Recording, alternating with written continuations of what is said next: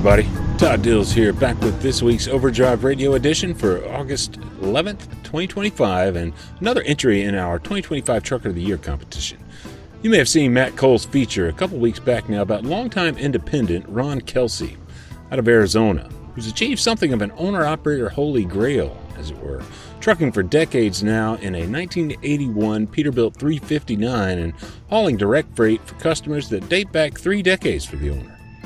Kelsey's recent history experience, too, stands as testament to the bedrock value of good customer relations when the proverbial you-know-what hits the fan.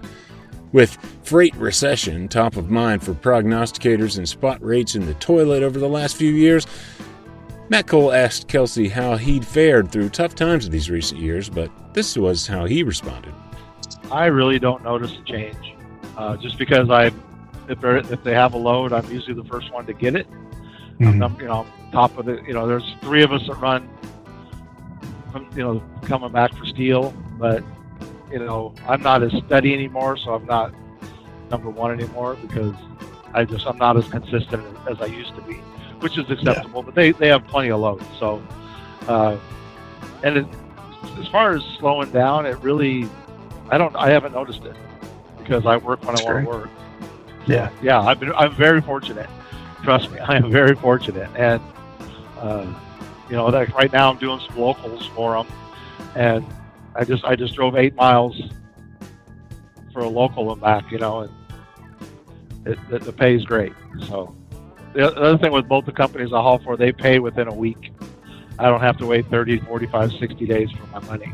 My invoice is in by Wednesday. I have a check on Thursday. He's well set up to weather anything that comes, essentially, and has come quite a ways from the young man who would end up inking a deal for the 1981 Pete after two-stepping with the owner way back in 1984.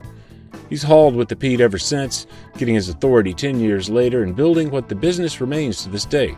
In this podcast, we'll hear Matt Cole's talk with Kelsey for that Trucker of the Month feature.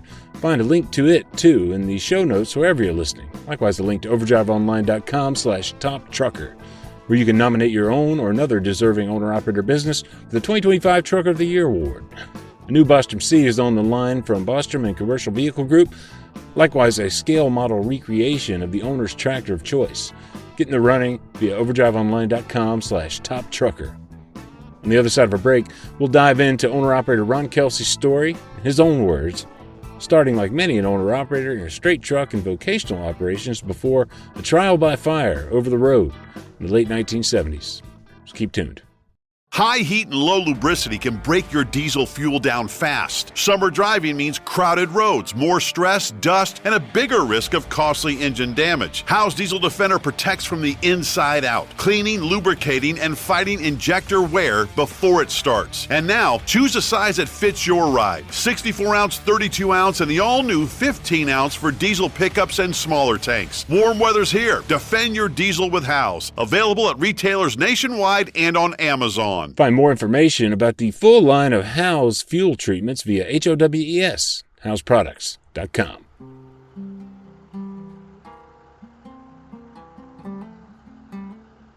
I moved up to Wyoming, and I got a few different jobs, driving heavy equipment for the railroad, driving a straight truck, and then I drove a semi that I delivered mud out to the oil rigs. So I only worked at that job for 2 weeks, and by then I was ready to come back home. So I came home, I got my old landscaping job back, and then it was weird when I quit my landscaping job, I hitchhiked back home. I got a ride in the semi, and that day I went and applied for a job. I got a job driving locally, hauling bathtubs for Universal Rundle. And then I was only 18, and because I got a really good recommendation from the company I drove from up in Wyoming, and that's why they hired me for that job in Phoenix. So then the day I turned 21, I heard that CNH was hiring, so I went over there and applied. I was still working the local job, and they hired me on the spot. So the Phoenix job, I asked my boss if it was okay if I left. He goes, sure. So I picked up a load that day and went to Pascagoula, Mississippi with an emergency load of telephone cable because a hurricane just hit. And then from there, I went back to Dallas, did the orientation, and from there I loaded to Washington State. From there I loaded to Long Island, New York. And so my first trips were just all over the place. I've never really been over the road. My local job, I'd go to like Reno every once in a while when the lead driver was on vacation or sick. And I'd go to Colorado every once in a while, but that would be like once, maybe 3 times a year. So that was my only over the road experience in a straight truck pulling a 40-foot trailer. So it's quite the experience starting out. About what year was that when you turned 21? I think that was 81. I don't know. I'm 66 now, so 58, 68, 78, 1980. No, the first truck that I drove was for the local company. It was a 72 white, and then this one that I got in was a 76 Peterbilt cab over, and then I hauled flatbed. So have you been doing flatbed pretty much since you started at C&H? Yeah, C&H, and then I went to EFD, and then when I got my own truck in '84, my buddy pulled for Casablanca ceiling fan trailer, so I worked for them during the summers. I would pull their trailers. I was leased to Landstar. It was Inway back then. Yeah, I bought my truck when I was 24. I was driving Independence trucks. I wasn't working for like C&H. I was driving a person that owned. The guy I drove for just had the one truck. So I was kind of running the truck myself anyway, other than, C&H, they would get loads for me and things like they would dispatch me. But I was running the truck like it was mine. He was paying for fuel, of course, and repairs and everything. But when I met the lady that I bought this truck from, see, I've always been a really good country dancer, 2-step, swing, dance and stuff like that. I used to teach it and compete and things like that. And I met her at a bar. The truck I own now was parked out front. And we were dancing and talking, went to an after-hours party, got to know her. She had 3 trucks, and her grandfather invented torque converters, so she bought the trucks for tax write-off. She shouldn't have been in trucking, but I ended up buying. At first, I got in her cab, a Freightliner cab over with a KT 600 in it. And then I always wanted to get in this truck, so she sold it to me, and I started driving it for her in '83, and then I bought it in August '84 because she wanted to just get out of the business. So I just kind of fell into it. I bought it, she gave me a smoking deal on it, and I was pretty much running the trucks I was running like my own anyway, and I just leased on to Landstar or Inway until 1990. And then I leased to a couple other companies because I had too many tickets. I'd get tickets and stuff back then. And so anyway, I eventually went on my own. I got my own authority in '94. And that's when I started working direct for the 2 customers. Getting ahead of ourselves there a little with Ron Kelsey's move to independence with authority in the 1990s as Kelsey's Trucking, and 2 direct customers that would be the sustenance of the business for 3 decades following. Before we fully tell that story, let's drop back to that 1984 purchase of the 1981 Peterbilt 359 Sunrise Express that Kelsey's been running ever since. Well, when it was '84, it was pretty much stock, and I had it paid for in 2 years. So in '86, all my friends are hot rod guys. So in '85, we did the door panels and things like that. We changed those, and then my first interior we did was in '86. We did 4 shades of gray, covered the dash in leather, gray leather, a lot of things that people weren't doing back then. And then painted it in 1990, the colors it is now. And right now I'm on my 3rd different interior. The second major interior we did was all leather and tweed because that's what was in at the time.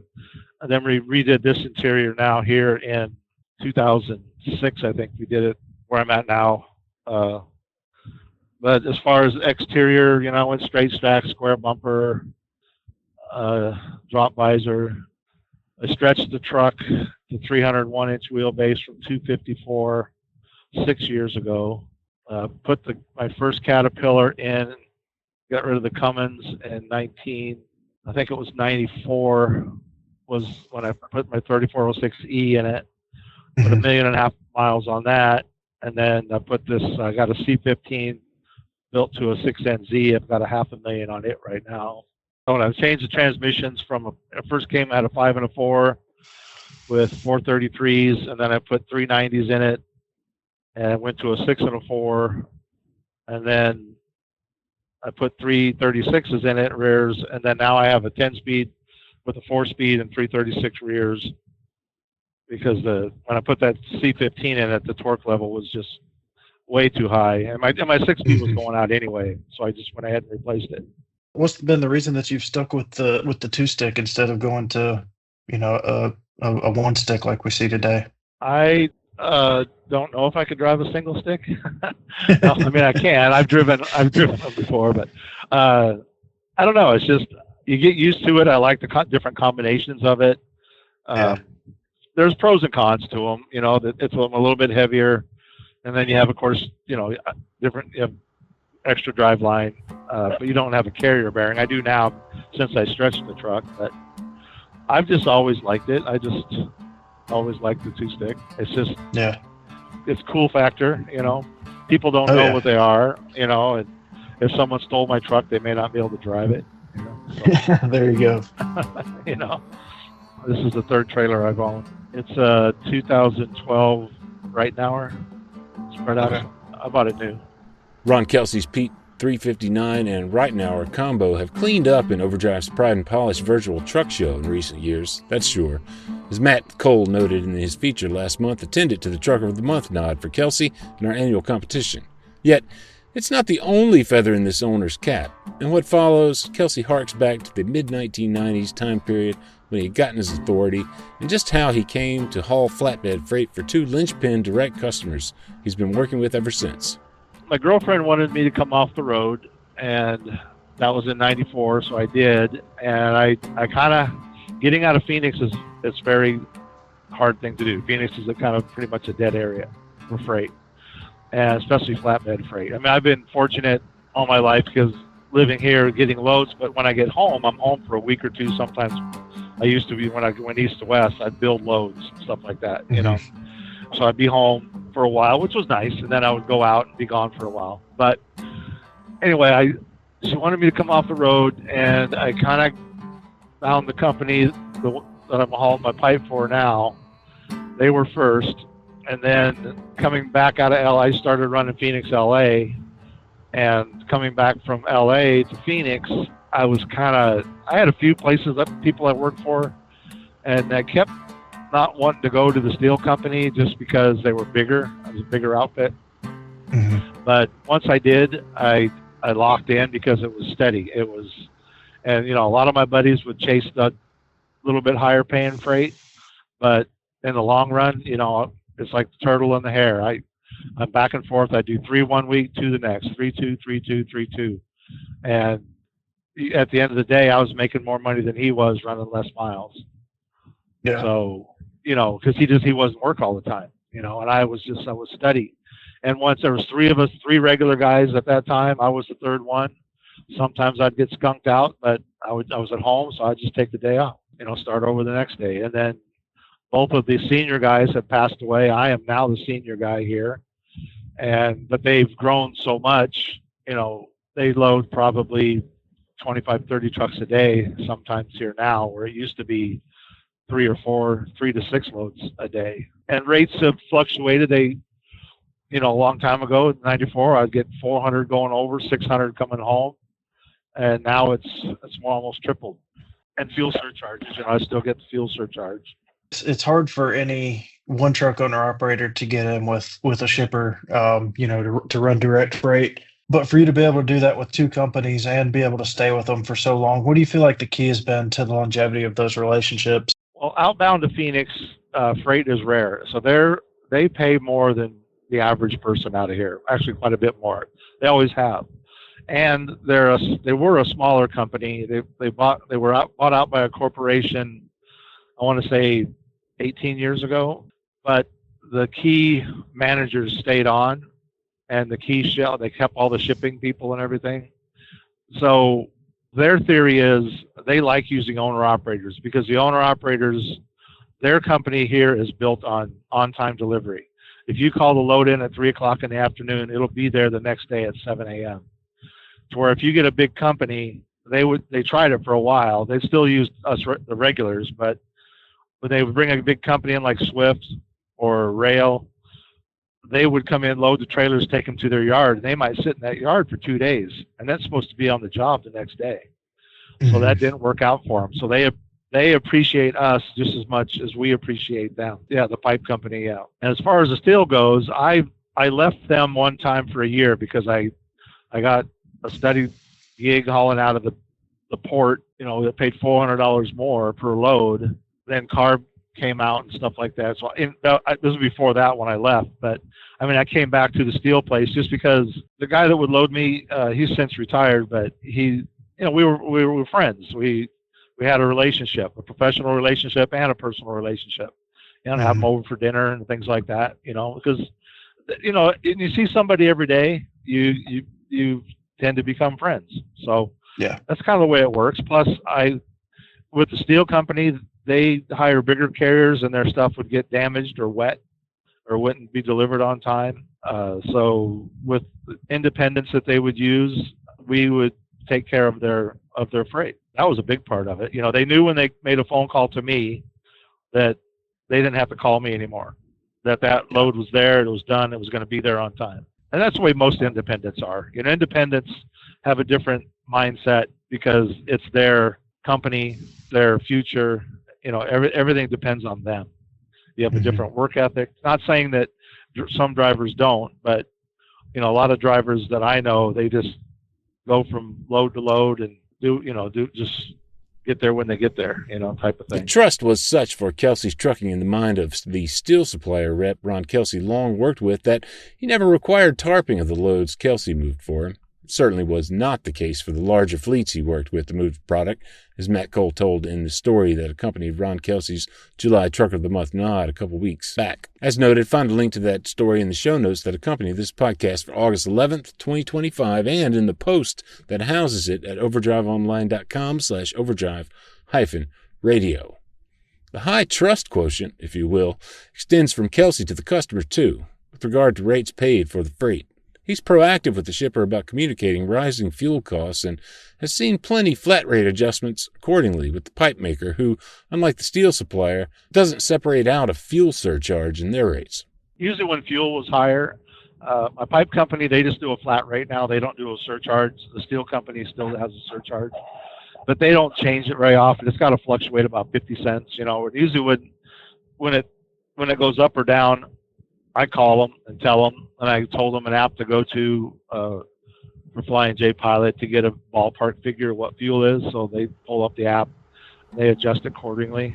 So yeah, we just kind of work together on rates. It's just our rates are pretty good right now. So I mean, I don't know what they do with other companies. I don't know if they pay like a larger company less money or not, pay us a little more because of what we do. But I don't think, I've never really heard they do that. But sometimes they offer me something and I need more to go there than what the big company will do it for. So I just won't take it. Plus, I'm older and I'm on the tail end of my career. So I kind of do the loads I want to do now. I don't do the difficult ones unless they really need me to. And I'll ask them that too. I said, do you really need me to do that? Or can you get it covered? Sometimes they'll say they can get it covered, and sometimes they can't. If they can't, then I'll do it. And if you're wondering how a 1981 cat-powered Pete 359 is able to run Phoenix to California, given CARB's tightening equipment rules through the years, well, Kelsey managed to stay within the boundaries of the program until recent years, he said. I was compliant up until last year when you had to have DEF. So your truck had to be I think it was 2012 or newer, or I think it was 12, or maybe 9, I can't remember. You have to have DEF to go to California now, but things are starting to change over there. I know Congress just recently took their authority away from them. I'm not sure if it's going to matter for me or not. I know it, but I'm following that closely. So, but they have loads. I go Texas now. I run Texas. So my steel people, ever since COVID, they couldn't get certain things out of California, so I haul stuff out of Houston. And then my pipe company has stuff going to a lot of stuff going around San Antonio, Austin, Dallas, Fort Worth area. So I'm slowing down. So if I could do two Texas loads a month and one going to Vegas or two to Vegas, I'm fine. With that. Yeah. What's been kind of your strategy for maintenance and keeping the truck up and running through the years, especially as it's started to get older here? Well, the best thing was getting rid of that big Cam 2 Cummins I had. Because I had it tuned up pretty good, so I'd rebuild that every 250,000 miles. I just planned for it, basically. So that was hurting me a lot. So when I put the cat in, at the first E-model cat went electronic, that was night and day. Just with the Cummins, you'd have breakdowns, rebuilds, so you'd be down, so you'd lose revenue. And as soon as I put this cat in '94, that changed the game. As far as repairs, maintenance, started really making a lot more money because I had less downtime and less repairs. And that was the biggest thing. And as far as anything else, to me, my truck's never gotten old because I've never restored it. I've always just updated it or redid the interior or gave it a paint job or, it's never gotten old to me. Still, actually, it looks better now than it did the day I bought it. So I run about 15,000 miles on oil change. I run synthetic, I ran Rotella for years, but then in COVID, you couldn't get Rotella. So I went to Mobile Delvac, not full synthetic, but I've always run anywhere 12 to 15,000 miles on oil changes. I grease every 7,500. I have the same truck all the time, so I know every square inch of this thing, from wiring to, I know if something's doesn't feel right, I know where to look. I always keep an eye on my tires. I keep it, I run synthetic in all my rear ends and transmissions, so I run 200,000 miles on those. When it comes time to full maintenance, I do maintenance, There's, of course, plenty to glean for new and aspiring owners from Kelsey's steady-as-she-goes trucking approach as an independent, something he reemphasized in response to Matt Cole's prompt for advice for truckers getting into the business for themselves anew. And though some brokers have moved to quicker payment systems than what you'll hear Kelsey describe in what follows, it's also true that a lot of what the tried and true nest egg advice is based on remains the case. Cash flow can be a real bear for a new business that wants to truly keep as much of its revenue as possible, staying away from factoring companies and the like. The best way, if you're going to become an owner-operator and not lease to anybody, be independent, is you have to find customers. Do not use a load board, a broker board. There's too much money that's taken off the top from them. And if you're running east to west, it's very hard to have direct freight just because the companies that you're going to haul for aren't going to be nationwide or where you're at. So you'd have to lease to a company. If you're going to be an owner operator and lease to a company, that's a good thing. A lot of guys do that and they're happy with it, but they will take a big chunk of what you're making. And if you are going to be independent and try to do it on your own, you need to have at least 50 or 60 grand in the bank. That's just for your business because you're going to have to pay for your fuel.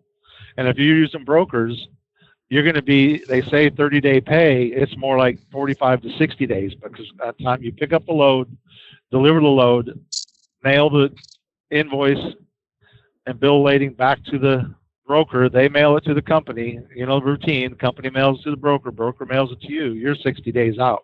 So you're buying fuel, and if you have a breakdown or need a major repair or tires, tires cost a fortune now compared to what they were 20 years ago or even 10 years ago. Yeah. So you need a lot of capital to run a business in trucking. That's my biggest advice. Just you have to have money. You can't get in with $4,000 or $5,000 in the bank and think you're going to make it because you'll be done in a month because your fuel bill will be higher than that, and while you're waiting to get paid. Like you mentioned, you're slowing down in your career a little bit, getting closer to retirement. What kind of planning have you done for that through the years, and to kind of set yourself up to be ready for that when you're ready to pull the trigger? I've been very good with my money. I've invested well.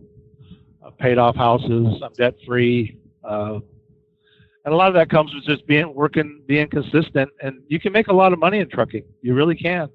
Like I said, again, I'm very fortunate to have this little niche that I have. And other guys will agree with me. When you find that niche, and next thing you know, you're going, wow, I can put away a lot of money. I can pay off my house. I can, I don't live extravagantly. I don't have boats and things like that, but we enjoy vacations. We enjoy hiking and doing things like that. And I've done well. I've been very fortunate. You've had that truck for a long time. Do you have any plans for it once you decide to come off the road? Oh, that's the $1 million question. I don't know. I had a friend of mine that sold his truck. He's had his truck longer than mine, and he had anyway, he couldn't drive anymore. So he sold his truck, which it was a sad day, watching it. He had videotaped it driving away and everything. I don't know what I would do with mine. I've thought about, turning it into a motorhome, but once I retire, I love driving my truck, but I don't love not being able to get in small places. Yeah. And my truck, even the newer trucks turn tighter than mine. Mine's the epitome of give me 60 acres, I'll turn this truck around. That's a bit of a modified reference to the old song, give me 40 acres and I'll turn this rig around. I'd say the 1981 could use 60, though, as it were. My turning radius is horrible. Other guys could, even on 379s or newer, their trucks, the turning radius is much tighter than mine. But I don't know. I don't know. That's why I'll probably work until I can't, or I'll still drive. Let me put it, not work, but I'll still drive my truck until I can no longer get a CDL. And at that time, maybe I'll be able to sell it. Right now, there's no way I could sell it. I'm sure I could get a good price for it. It's been around a long time. A lot of people know the truck, well maintained. It's a show contender. I don't know. I've thought about that for a long time. What would I do? My wife always said, "What are you going to do when you can't drive anymore?" I'm like, well, I don't know yet. We'll figure that out. So that's kind of where I'm at. I can't really answer your question, but no, that's fine. Best I could do. Yeah. Kelsey's active with the Trucking for Kids show out west and is a life member of OOIDA, and he tries to pay the knowledge forward anytime he can help, though some drivers just have to learn from experience as it happens. To me, this driving my truck isn't a job. And that's why I tell people, if you can find something you love to do for your work, you will never work a day in your life. So this truck is a part of me. So if I were to sell it, like when my truck gets dirty, it's very rarely ever dirty, but if it's raining and it's dirty, I feel much better once I clean it up. And I clean it myself. I still wash it. It's getting harder and harder as I get older, but I take it home and I wash it. And it's in the summertime. I do every once in a while. I have a couple people. This one place washes it. They've washed it once, but no one does as good a job as me. They never will. The truck is an extension of me. It's a part of me, and that's how I feel about it. I try to talk to younger truck drivers a lot, but when I'm here loading and stuff, a lot of new guys are here at the yard, and I'll give them tips on how to tie down their pipe, or, put a twist in the strap, things like that, little things, or, and a lot of them don't want to hear it, which I find amazing. It's a new, now some guys are great. Some of the guys are like I was, and you can't soak up enough information in this business. And someone trying to tell you something, and I always lead with that. I'm not trying to tell you how to do your job. I've done this for a long time, and I am here to help you. I'm here to work with you. If you have any questions, let me know.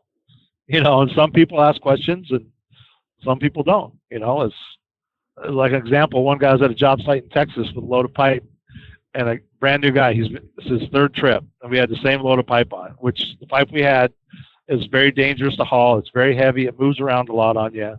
And we're on the job site, I still have my load strapped. He unstrapped his entire load, and he's going to pull up about 70 yards to where they want to unload him in the dirt. And I went up to him and stopped him. I said, hey, man, you might want to throw at least one, if not two straps over each bundle before you move. He goes, I'll be all right. He goes, my safety guy told me not to talk to other truck drivers. Goodness. I videotaped him pulling up. I don't know how the pipe didn't fall off, but it did. He was very fortunate. But, he'll learn, though. That's how you learn. If that load would have shifted on him and fell off, the next time he would have put a strap on it, So I'd rather not learn the hard way, but I learned the hard way. And then you have to pay for it. You have to pay for the damage or whatever's happened to it. And that other guy was funny because I asked him. I said, "Well, how long has your instructor been driving?" He goes, 3 years, and he said that very proudly, like that was a long time. And I said, "Okay, man." I go, "You have a nice day." I go, "Obviously, there's nothing I can say to you that's going to make a difference in your trucking career." So. And I laugh. Here's a big thanks to Kelsey's trucking owner-operator, Ron Kelsey, headquartered in Arizona. For his time with our own Matt Cole, whose feature story about Kelsey's business, as noted, you can find linked in the show notes. Ron Kelsey was Trucker of the Month for July, putting him in the running for a new Bostrom seat for his long-running vintage 359 as 2025 Trucker of the Year. We're getting closer to the end of the road for entries for the 2025 program for contenders. Nominate your own or another deserving 1-3 truck business at overdriveonline.com/top trucker before the end of October. If we fill all 2025 program slots before then, we'll certainly consider the nomination for the 2026 program too. Again, big thanks to Bostrom, the competition sponsor, and to you for listening. It's overdriveonline.com/top trucker for those nominations. Overdrive Radio's past episodes with all of our Truckers of the Month you can find on Spotify and SoundCloud, Apple Podcasts and YouTube, Overdrive's Facebook page, and any listening platform, really. You can leave us a review there if you're enjoying these, and here's a big thanks in advance for it. Again, thanks for listening. Overdrive Radio is a production of Overdrive, the voice of the American trucker. It's edited and produced by me, Todd Dills, with the acoustic guitar and other support of trucker songwriter Long Haul Paul Marhofer. The theme is The Legend of the Snake Man by Marhofer, featuring the guitar work of Travis, Snake Man himself, Whammock, Terry Two Socks Richardson on bass, keys by Tishomingo, Jim Whitehead, and on drums, Andrew Marshall. The podcast is backed up further by Overdrive's own social media coordinator, Jasmine Campbell, senior editor Matt Cole, executive editor Alex Lockey, and video editors Lawson Rudisell and Andrew Glenn. We'll see you next time.